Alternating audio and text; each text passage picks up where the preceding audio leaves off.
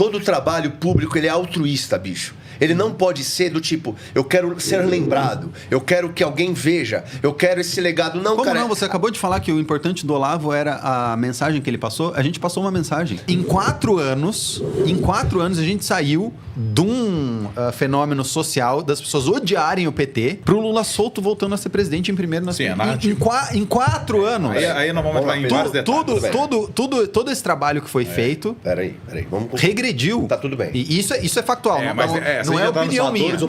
Olha só. Ali você só tinha 2 escolhas. Não, tem 3 escolhas. Não. Não escolher é uma escolha. Pera um pouquinho. Tá, lavar as mãos. Não, dá licença, pera um pouquinho só. Você só tem 2 escolhas no seguinte sentido. Um dos 2 só vai entrar. Você não votar não significa que ninguém vai entrar. Então, o não votar é olhar para aquele quadro e dizer, bom, que aconteça o que tiver que acontecer. Só que, se eu penso em país, eu tenho o diabo de um lado e eu tenho uma pessoa que tem problemas do outro, mas não é o diabo, porra.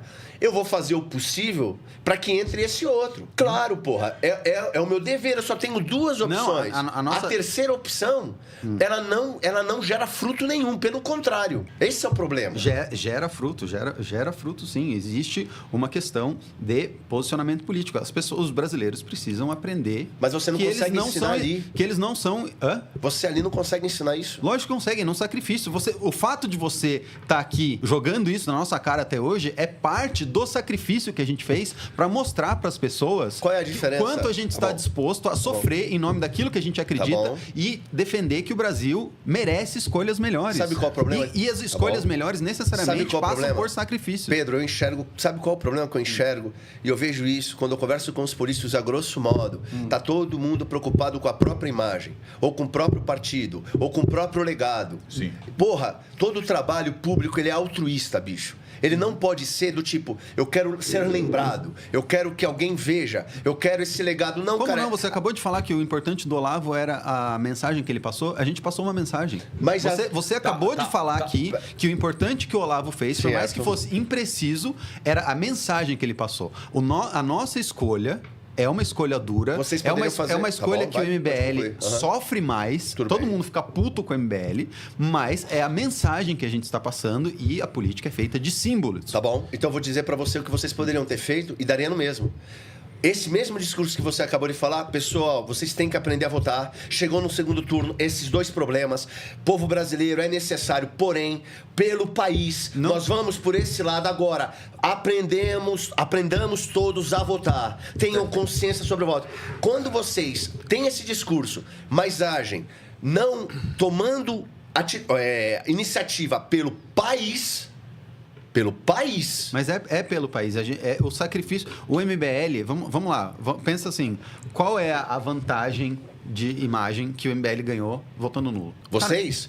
Eu vou dizer... Sério? Não, eu acho que vocês ganharam pra caramba. Porra, irmão. Puta que pariu. Eu voltei pro MBL em 2022. Eu digo por que vocês ganharam pra caramba. É isso que eu tô te falando. Eu juro que eu entendo o posicionamento de vocês como partido. E eu acho que foi a estratégia correta. Até pra vocês terem um partido. Sim. Porque vocês mostraram que não são dependentes de ninguém. Porque se o Bolsonaro entra naquele momento, ele pode simplesmente acabar com vocês. Do tipo... Ele tentou, né? Tem a direita... É o que eu ia falar. Então eu entendo. É muito claro, para um partido que desembarcou, uma parceria que tinha com o Bolsonaro... Nunca teve parceria com o Bolsonaro. Não. Nunca teve. Não. No segundo turno de 2018... Vocês nunca apoiaram o Bolsonaro? No segundo turno, depois de eleitos os nossos candidatos. Depois que o Kim e o Arthur estavam eleitos. O Paulo no Paraná, tudo bem, o mas vocês desembarcaram. no Vocês Paraná. falaram, nós somos anti-Bolsonaro daqui pra frente e tal. Não tinha sentido mesmo vocês apoiarem o Bolsonaro no segundo turno. Não tinha sentido. Mas pra mim foi muito claro que vocês vibraram com a vitória do Lula, porque se o Bolsonaro continuasse no governo, seria péssimo pra imagem de vocês, de certa forma. Posso dar um passo atrás em relação ao Olavo? Claro. Pra gente desenhar um cenário que a gente vai chegar nisso. E tem a questão histórica, conjuntural, e tem a questão pessoal também, que na pessoal eu acho que vocês vão entender melhor. Primeiro, o Olavo ele não é importante porque em 2010 ele começou a falar da teoria das tesouras. Sim. Porque em 94 ele já tinha escrito o Imbecil Coletivo. Sim. Que ele faz justamente uma crítica a essa inteligência que determinava o que era discutido nas universidades e tal. E que dá o caldo cultural, né, vindo para Gramsci e tal, que dava o resultado da estratégia das tesouras. Né? O que sobrava era o PSDB e o PT. Como isso se explica em termos eleitorais? Em 2010, se a gente pega voto por legenda, 10% dos votos para deputado federal eram por legenda. O partido que mais tinha voto por legenda era o PSDB. Não porque o PSDB tinha um programa e as pessoas queriam votar no PSDB, independente do candidato, então eu vou dar o meu voto para o partido. Não, porque você tinha um descasamento entre aquele que rejeitava o Lula, votava no PSDB, mas não via nas pessoas que estavam apoiando uma pessoa. Então, cara, vou votar em qualquer um aí porque é o que tem para derrotar o PT. Sim. Beleza? O que mudou? Não foi o cenário cultural. Porque se a gente abrir o Globo News agora não, porque os caras estão descendo pau em Supremo e tal, que mexeram com o banco, né? Mas se a gente abrisse 2 anos atrás, cara, lê Folha, Estadão, o Globo, Globo News, todo mundo segue aquela linha. O que veio? Redes sociais. 2011 surgiu um tal de Facebook. Eu, pelo menos, eu entrei e as pessoas começaram a entrar em massa a partir de 2011. Isso permitiu, você acabou com o poder de pauta. A Globo tem o poder de pauta. Você coloca uma matéria no Fantástico, meu irmão. É a notícia centralizada e depois redistribuída. Corre demais. As redes sociais mudam o cenário do jogo. E aí tem uns caras malucos que nem a galera do MBL, eu sou fruto desse processo também. Você tem o Olavo, você tem o Bolsonaro, que são frutos do mesmo processo, que é um processo muito mais tecnológico do que sociológico. Para tirar o PT do poder. Mas são filhos do processo, não são irmãos. São filhos da mesma estrutura, todo mundo mas não tem a ali mesma naquela época. Nunca. Ó, eu te falo por experiência minha. Vocês não imaginavam o que ia acontecer? Irmão, não, a gente não imaginava o que ia acontecer, mas algumas coisas. Por exemplo, o Olavo era contra o impeachment. Sim. O Olavo e o Bolsonaro também no começo eram contra o impeachment. Ó, você é um cara muito mais velho que eu, muito mais experimentado com política. Quando que você conheceu o Bolsonaro? Bolsonaro? Eu conheci o Bolsonaro na época do CQC. Eu conheci o Bolsonaro político de mesa, igual a gente está aqui em 2014. Eu fiz campanha do Paulo Eduardo Martins, que hoje é vice-prefeito de Curitiba, num arranjo, inclusive, eu conheci o Bolsonaro brigando com o marido do Bolsonaro. Rosário, para te falar a verdade. Qual que é a questão? 2014, você tem todo aquele processo. O Paulo Martins, por exemplo, era um cara que, digamos que é mais conservador, mais duro, digamos assim, é mais bolsonarista do que o MBL. Estava no MBL, você tinha confusão. 2016, nós fizemos campanha apoiando um vereador de Londrina chamado Felipe Barros, que já foi líder da oposição, é pré-candidato ao Senado pelo Paraná. No MBL, não tinha selo do Bolsonaro, tinha selo do MBL. E nós negociamos naquela época, o Eduardo Bolsonaro quer te apoiar também e tal, cara, vamos abrir exceção. Então, nunca teve esse negócio, somos todos irmãos. Esquece, nunca teve isso. Mas a ideia era a mesma, de todo mundo. Não, o discurso é o mesmo. A ideia é diferente. Muito diferente. Muito diferente. O que você teve? 2018, o MBL se elege, faz bancada no Paraná, faz bancada em São Paulo e chegam no segundo turno, cara, precisamos virar voto pro Bolsonaro. Bolsonaro precisa ganhar agora. Ele não é nosso, mas é um processo nosso e nós vamos ajudar. A gente fez uma turnê no Nordeste para virar voto pelo Bolsonaro no segundo turno, depois dos nossos candidatos eleitos, porque no primeiro turno a gente tinha candidato próximo. Então, sendo bem literal, vocês nunca gostaram do Bolsonaro? Nunca gostamos do Bolsonaro. Nunca gostou. E a gente fez isso que você está falando para fazer, votar. A gente fez essa escolha em 2018, na primeira eleição. Mas tem várias fotos dos membros do MBL com o Bolsonaro. Não, tem uma foto. Ele está falando que fez a escolha de apoio ao Bolsonaro. No segundo turno, de apoio. No segundo turno. Cara, a história, quem ligou para o Marcel Van Hatten foi a galera do Novo e a galera do MBL na casa do Bolsonaro na Barra e gravaram um vídeo. A pedido do Jerônimo Gorgen, para apoiar o Bolsonaro, porque o Bolsonaro precisava desses votos para ganhar no segundo turno. Tá. Então, a gente fez isso. A gente organizou de próprio bolso, com a militância do MBL, falando, vamos fazer uma turnê no Nordeste para virar votos PT no Nordeste para apoiar. Então, porque eles falam, vocês se elegeram nas costas do Bolsonaro, não sei o quê. Não, os nossos deputados já estavam eleitos. Mas isso aí é uma crítica que a galera faz, nem estou trazendo aqui a pauta. Agora vamos para o segundo ponto. Bolsonaro ganha e entra em 2019. Certo. No começo, havia uma proximidade muito grande entre Renan Santos, principalmente, e Paulo Guedes. Sim. O Paulo Guedes consultava o Renan Santos em questão a parlamento. Até porque o Rogério Marinho, que hoje é o coordenador da campanha do Flávio. Rogério Marinho foi um deputado de 14 a 18 pelo PSDB. Só que ele foi o relatório da reforma trabalhista. Sim. Ele colocou um tal de imposto sindical lá dentro. Quem fez isso foi o primeiro deputado federal do MBL, que foi o Paulo Martins, que estava no PSDB na época. O fim do imposto sindical, né? Então, assim, o Rogério Marinho... Não, o fim do imposto Rogério sindical. Marinho foi candidato a deputado federal no Rio Grande do Norte em 2018, perdeu, vira ministro do Bolsonaro. Rogério Marinho, Paulo Guedes, todo mundo tinha boa relação com o MBL. Eles consultavam o MBL para muitas coisas. Sim. Até porque o MBL foi muito importante para aprovar várias reformas durante o Temer. Sim. Então, reforma o teto de gasto, reforma na educação. O MBL ele participou da luta pública, digamos assim. O que o MBL ganhou? Por fazer campanha para o Nordeste em 2018, sem cobrar um centavo, gastando dinheiro, por ser consultor dos caras, surgiu um negócio chamado Derrete MBL.